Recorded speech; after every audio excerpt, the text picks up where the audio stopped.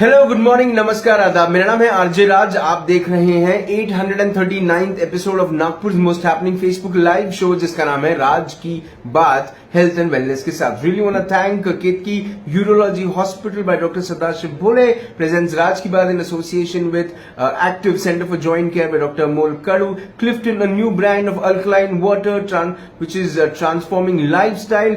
Also a big thank you to Nada Seva, a center for holistic healing by Shrikant Parekh sir, Chabrani Dental Clinic and also Diab Cure. आज हम जिस विषय पे बात करने वाले हैं वो एक ऐसा विषय है जिसके ऊपर में एक बहुत समय से लोग खुलकर कभी सामने नहीं आते। ये एक बड़ी प्राइवेट चीज लोग मानते हैं कि बहुत प्राइवेट चीज है, इसके ऊपर में खुले तौर पर एक बड़े ऐसे सोशल प्लेटफॉर्म पे डिस्कशन नहीं होने चाहिए। पर अवेयरनेस एक ऐसी चीज है जो शायद कोविड के बाद अब हमें समझ में आ गया है कि जरूरी है। Education is important. सिर्फ आप एक चीज जाने और बाकी तर्क न जाने, इससे कोई होगा नहीं। इरेक्टाइल डिसफंक्शन ये एक बीमारी है, ये एक प्रॉब्लम है, ये एक ऐसी परेशानी है जो मुझे ऐसा लगता है कि 60 to 70% मर्दों में होती होगी, उन्हें ये प्रॉब्लम होती होगी। लेकिन इस बात को अगर गंभीरता से ले और समझने की कोशिश करें तो किससे समझें? चलिए आज एक स्पेशलिस्ट से समझने की कोशिश करते हैं कि ये एग्जैक्टली प्रॉब्लम होती क्या है। बात करने के लिए ऑन इरेक्टाइल डिसफंक्शन मेरे साथ है नागपुर शहर के जाने माने urologist, the one and only doctor Sadashiv Bhole sir. Sir good morning, welcome to राज की बात। सर इरेक्टाइल डिसफंक्शन होता क्या है, प्रॉब्लम क्या है, क्या चीजें समझना जरूरी है? Erectile dysfunction by definition is inability to get or maintain a firm erection necessary for having a satisfactory sexual intercourse. इसका मतलब ये है कि मर्द को लिंग में तनाव नहीं आता है और वो तनाव एडिक्वेट नहीं रहता है सेक्सुअल एक्ट कंप्लीट करने के लिए। तो इसको अभी टेक्निकल डेफिनेशन है ये इरेक्टाइल डिसफंक्शन, ये इसका टेक्निकल डेफिनेशन है। तो जैसा आपने बोला कि अवेयरनेस जरूरी है और अभी हमको इस बात पर खुल के बात करना पड़ेगा। एंड्रोलॉजिस्ट जो रहते हैं, यूरोलॉजिस्ट जो रहते हैं, ये काफी पेशेंट्स इरेक्टाइल डिसफंक्शन के देखते हैं और कुछ बातें प्राइवेट रख के जिंदगी भर प्राइवेट में सफर करना is not a good idea today. अभी it's a subject, it's expertise. तो एक्सपर्ट के पास जाके, रेलेवेंट डॉक्टर के पास जाके उसका इलाज करना और उससे ठीक होना ताकि एक अच्छी रिलेशनशिप मेंटेन हो सके, एक अच्छा सेल्फ एस्टीम मेंटेन हो सके और एक अच्छा हेल्थ में पेशेंट रहे। हेल्थ के कभी भी 3 एस्पेक्ट्स होते हैं, एक रहता है फिजिकल हेल्थ, एक रहता है मेंटल हेल्थ और थर्ड रहता है सेक्सुअल हेल्थ। ये तीनों जो पैरामीटर्स हैं ये अच्छे होने चाहिए और इसीलिए हम बहुत सारा ध्यान फिजिकल हेल्थ की तरफ दे रहे हैं, कुछ ध्यान हम मेंटल हेल्थ की तरफ दे रहे हैं, अभी कुछ ध्यान सेक्सुअल हेल्थ पर्टिकुलरली मर्दों की सेक्सुअल हेल्थ की तरफ भी देने की जरूरत है। सर इरेक्टाइल डिसफंक्शन जब इस चीज को हम देखते हैं तो सर मर्द खुलकर क्यों नहीं आते? क्यों ये एक ब्लॉक है सर? ऐसा ये एक एम्बेरसमेंट करके एक जाना जाता है। दूसरा सबसे इम्पोर्टेंट पार्ट ये है कि जो मरीज को इरेक्टाइल डिसफंक्शन होता है वो उनको थोड़ा लो सेल्फ एस्टीम होता है, थोड़ा कॉन्फिडेंस लो होता है, रिलेशनशिप स्ट्रेन रहता है and they are usually little bit disturbed also mentally and psychologically because of the problem. तो उससे वजह से एक अपने सोसाइटी में थोड़ा सा हिपोक्रेसी है कि हम उससे क्लियरली बात नहीं करते। हाँ, अपने भले अपने रिश्तेदारों में या दोस्तों में बात आप नहीं कर सके हो, लेकिन आप डेफिनेटली खुद उठकर एक एक्सपर्ट के पास जाके आप खुलकर ये डिस्कशन कर सकते हैं। अभी there are lot of forums जिसमें ये बातें क्लियरली होती है because it's a part of health. ये मत समझिए आपकी this is something which is not to be discuss. ये एक पार्ट ऑफ हेल्थ है, पैरामीटर ऑफ हेल्थ है। जैसे हम ब्लड प्रेशर के बारे में बात कर सकते हैं, जैसे डायबिटीज के बारे में बात सकते हैं, वैसे ही सेक्सुअल हेल्थ के बारे में बात कर सकते हैं। Sexual health is important both for main and for women. Females में भी सेक्सुअल डिसफंक्शन होता है, उसको फीमेल सेक्सुअल डिसफंक्शन FSD बोलते हैं। तो it is a important part in both the partners और वो इम्पॉर्टेंट है एक रिलेशनशिप को लॉन्ग टर्म सीमेंट रखने के लिए, हैप्पीनेस को रखने के लिए और एक as a proper human being, एक अच्छा ह्यूमन बीइंग मेंटेन करने के लिए भी ये aspects of health are important. Sir जब इरेक्टाइल डिसफंक्शन होता है तो सर मैंने देखा कि 101K इसके हैशटैग्स हैं सर ऑन फेसबुक। अच्छा। तो इसकी अवेयरनेस को लेकर लोगों ने काम तो किया है सर, लेकिन हिंदुस्तान में सर इसको लेकर बहुत कम काम हुआ है खुलकर। देखिए कैसा है, वो मैं हैशटैग सबको बताता हूँ।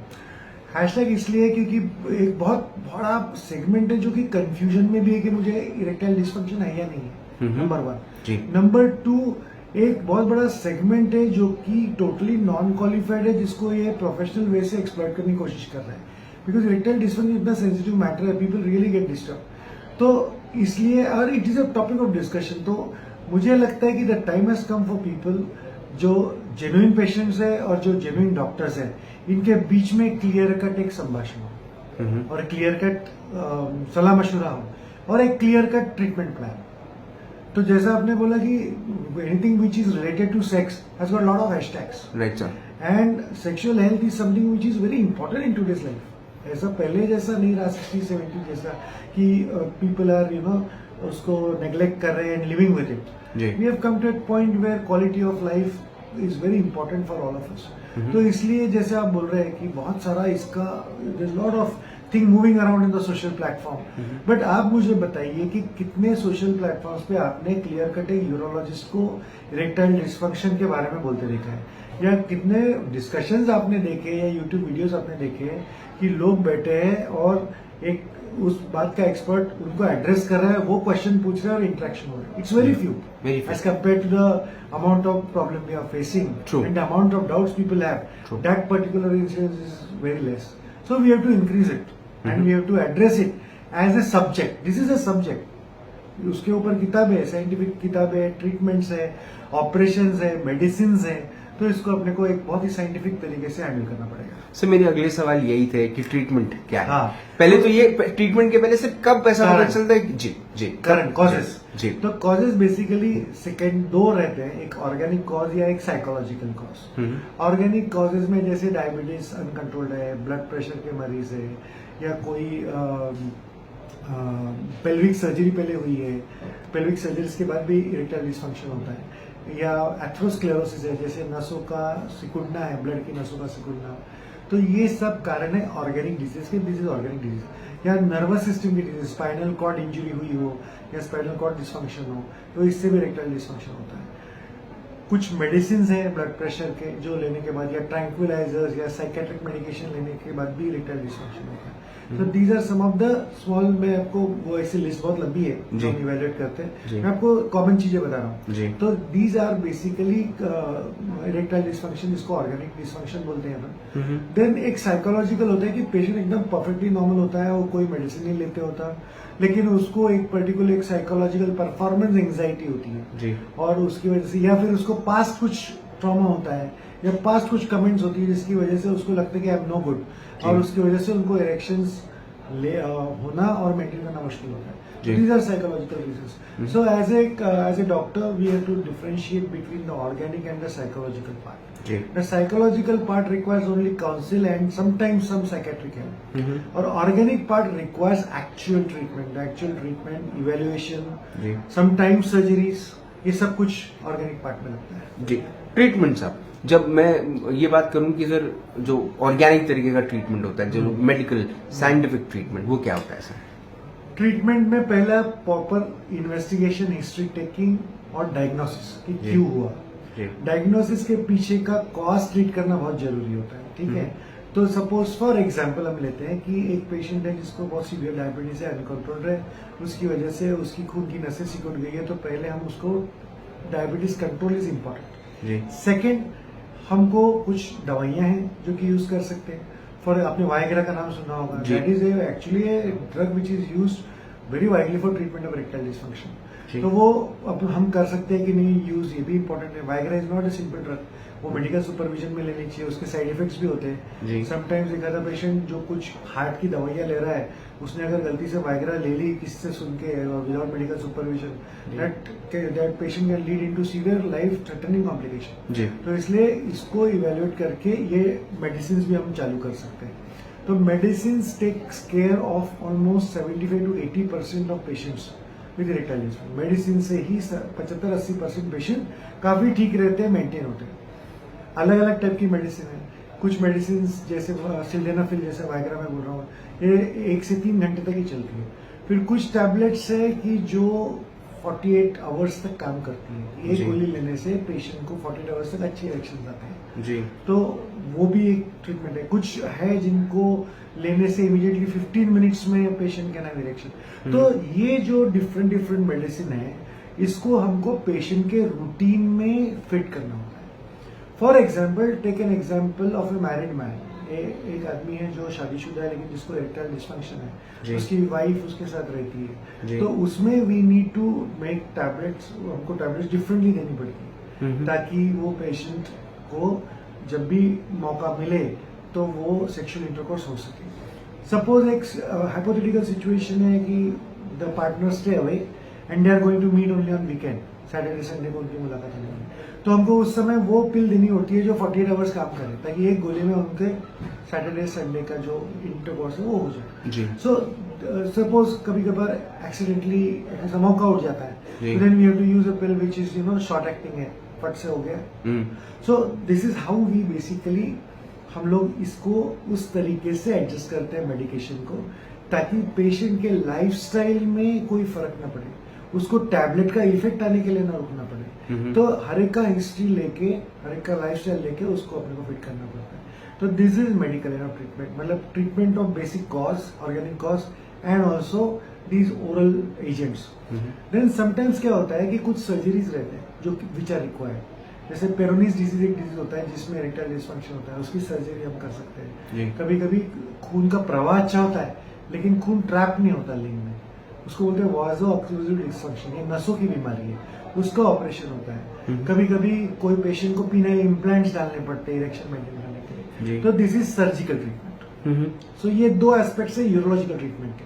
फिर इन सम पेशेंट जिनको सीवियर साइकोलॉजिकल डिस्टर्बेंसेज है या साइकेट्रिक डिजीज है, उनको we have to take help of our psychiatric colleagues to treat that patient of that psychiatric disorder. जी सर, एक मिसकंसेप्शन है कि आयुर्वेदिक की दवाई लेने से इस किस्म की प्रॉब्लम नहीं होती है, इरेक्टाइल डिस्फंक्शन नहीं होता है, क्योंकि सर ये जो हमारा शो है सर, ये सर छोटे छोटे गांव में भी देखा जा रहा है अभी, तो सर उनके लिए आप क्या कहेंगे सर? मैं उसी चीज के बारे में बात कर सकता हूँ जिसका मैं एक्सपर्ट हूँ, जिसका मैं तज्ञ हूँ। We based all our medication, ये वेस्टर्न काइंड ऑफ मेडिसिन है, इसको एविडेंस बेस्ड मेडिसिन बोलते हैं। तो इसमें जब तक एविडेंस नहीं है कि ये पर्टिकुलर दवाई ये डिसीज को काम नहीं करती, तब तक वो दवाई वो डिसीज के लिए आप यूज ही नहीं कर सकते। जी। आयुर्वेदा बहुत ही वाइड फील्ड है, तो मुझे लगता है कि ये क्वेश्चन मैंने बोलना, इसका जवाब मैंने देना ये करेक्ट नहीं है। इससे लेकिन जो मिसकंसेप्शन होता है कि क्योंकि सर आप कह रहे हैं कि बहुत सारी चीजें जुड़ी रहती हैं, बहुत चीजें, सी द इवैल्यूएशन इटसेल्फ, जो पेशेंट का इवैल्यूएशन, एक पेशेंट आके बोल रहा है कि मुझे इरेक्शन नहीं आता, अब ये बस एक स्टेटमेंट पे इतना इवैल्यूएशन, डीप इवैल्यूएशन, इंक्लूडिंग उसका लाइफस्टाइल, कि वेदर उसका रेगुलर पार्टनर है या नहीं, कि कुछ लड़के शादी के पहले ही उनको लगता है अपने इरेक्टाइल डिसऑर्डर, उसका ट्रीटमेंट एकदम डिफरेंट है जी। उसके पास पार्टनर ही नहीं है, तो हाउ विल यू एसेस कि उसको erectile. So it's a very vast and very deep topic, तो मुझे नहीं लगता कि अपन इतना लाइटली उसको ले सकते। बट मैं टू कमेंट ऑन होम्योपैथिक और Ayurvedic medicine is I am not the right person, so I think this question should be asked to them. Sir ये जो शो है, मुझे उम्मीद थी कि सर बहुत सारे मेल ये शो देख रहे होंगे, लेकिन सर मैं देख रहा हूँ बहुत सारी महिलाएं देख रही हैं, because I can see who are watching, so see I have a lot of ladies are watching the show. That is something which is really really very delighting, because देखिए कैसा है कि मेल का सेक्सुअल डिसफंक्शन सिर्फ mail को नहीं ये करता है, प्रॉब्लम देता है, वो पूरे रिलेशनशिप को प्रॉब्लम देता है, वो फीमेल पार्टनर को भी उतना ही ये करता है। It is not that only sexual is not the only part, पूरा ही खराब हो जाता है। आपस का कोऑर्डिनेशन, एक हेल्दी हैप्पी जो लाइफस्टाइल होती है। देखो सर, अभी कैसा है कि we have to come to realize that sex is an important part of a life of a couple. और अभी we have women with broader views, they are coming, they are putting their उनके problems भी वो सामने आते हैं। तो बहुत सारे पेशेंट्स हैं जिसमें कपल आते हैं काउंसलिंग के लिए, not males, the wife also comes along, और it is very important that couple counselling is also part of therapy, ये पार्ट ऑफ थेरेपी है कपल काउंसलिंग। तो इसलिए it is very important that women also should take part, क्योंकि ये decision दोनों का है, ये लाइफ दोनों की है। और भले ही माँ पिताजी से इन्वॉल्व ना हो, लेकिन हस्बैंड वाइफ तो है, लड़का लड़की तो है, पार्टनर्स तो है। So it is important. और ये बहुत आपने अच्छी बात बताई मुझे कि ओनली मर्द नहीं, औरतें भी सुनना चाहती है कि व्हाट इज द प्रॉब्लम। जी सर। अभी you must have done some shows on menstruation. Yes sir. उसमें लड़के भी थे ना। Yes sir. तो men are also trying to understand their problem. Yeah, and So men this- also this- shared the show. They shared the show. Yeah. So this wall has to go. Yeah. And we will be more happy and more knowledgeable when this wall goes.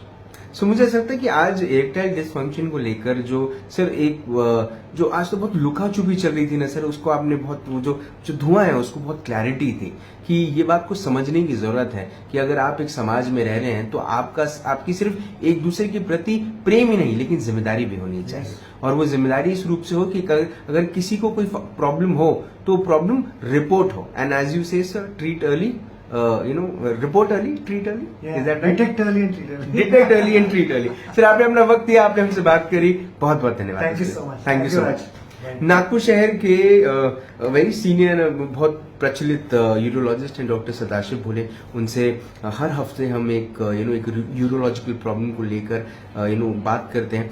आज इस विषय पर बात करना बड़ा जरूरी भी था और डॉक्टर सदाशिव भोले खुद चाहते थे कि इस विषय पे बात हो, क्योंकि अमूमन होता ये है कि इस चीज को लेकर क्लैरिटी नहीं आती और ये बात महिलाएं बहुत जब इस बात को लेकर मैं देख रहा हूँ कि महिलाएं शेयर भी कर रही हैं ये शो, तो ये अपने आप में कितनी अप्रिशिएटिंग बात है कि समाज में इस किस्म की क्लैरिटी आ रही है कि चीजों को अब अपने आप को एडुकेट करना बहुत ज्यादा जरूरी है ना। तो आप अपने इस शो को शेयर करते रहें। आप इस किस्म की बहुत सारे विषय पे 11 बजे रोज मैं बात करता हूं हेल्थ रिलेटेड इश्यूज को लेकर, आप ये शो को मिस ना करें और आपसे फिर कल होगी मुलाकात दिन रात की बात। तब तक आप अपना ध्यान रखें, सुरक्षित रहें, स्वच्छ रहें, स्वस्थ रहें, मस्त रहें, खुश रहें, व्यस्त रहें, परिवार के साथ एक अच्छा वक्त बिताएं। और किसी ने बड़ा खूब कहा है, बड़ी 2 अच्छी लाइनें मेरे को किसी ने मैसेज की थी और वो मैसेज ये की थी कि ना बताओ राज खास दोस्तों को भी, ना बताओ राज खास दोस्तों को भी, खास दोस्तों के भी दोस्त होते हैं। तो ये बात अलग है कि कुछ बातें हम अपने तक सीमित रखते हैं, लेकिन एक डॉक्टर को अपना दोस्त समझना चाहिए और एक ऐसा दोस्त जो किसी और का खास दोस्त भले हो या ना हो, लेकिन आपकी बात अपने दिल में हमेशा रखेगा और आपको ट्रीट जल्दी करेगा तब जब आप उसको रिपोर्ट अर्ली करेंगे। तो report early, detect early and treat early. कल आपसे फिर होगी मुलाकात। जय हिंद।